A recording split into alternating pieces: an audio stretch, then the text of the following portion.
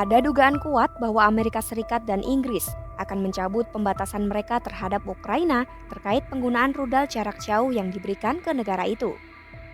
Pencabutan itu akan memungkinkan Ukraina memakai rudal jarak jauh untuk menyerang target di dalam wilayah Rusia. Ukraina telah berminggu-minggu memohon untuk dikirimi rudal, namun ternyata ada keraguan dari negara-negara barat. Lantas, mengapa mereka ragu dan apa perbedaan yang bisa ditimbulkan rudal-rudal itu dalam perang yang terjadi?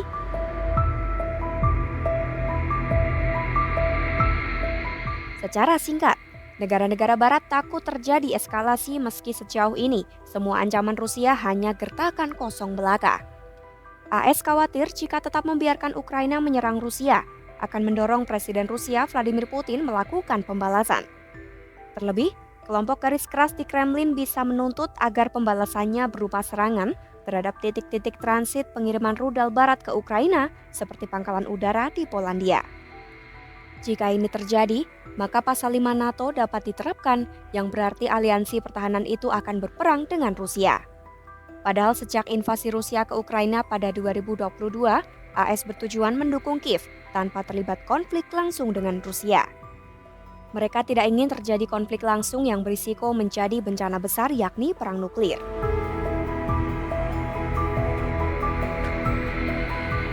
Setiap hari kota-kota dan garis depan Ukraina mengalami pengeboman Rusia.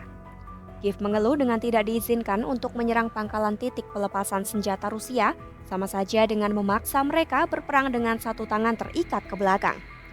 Kiev pun ingin memukul mundur serangan udara Rusia.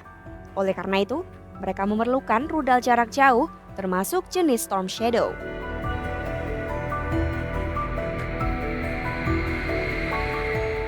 Seorang analis militer sekaligus ex-perwira Angkatan Darat Inggris Justin Crum menyebut rudal Storm Shadow telah menjadi senjata terefektif bagi Ukraina.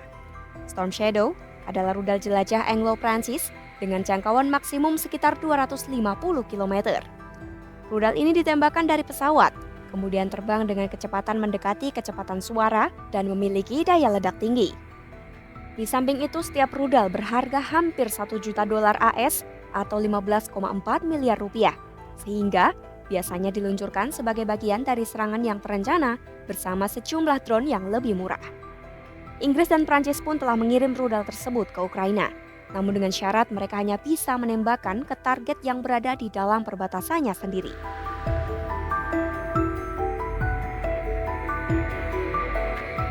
Ada perbedaan yang bisa dibuat rudal Storm Shadow, tetapi mungkin sudah terlambat. Sebab, Moskwa sudah tahu hal itu dan telah mengambil tindakan pencegahan. Moskwa bahkan memperkirakan bahwa pembatasan larangan penggunaan rudal barat itu bisa dicabut. Namun, analis militer Crum menilai meski pertahanan udara Rusia telah berevolusi menghadapi ancaman Storm Shadow, Rusia akan tetap kesulitan karena memiliki wilayah luas yang berpotensi terkena serangan.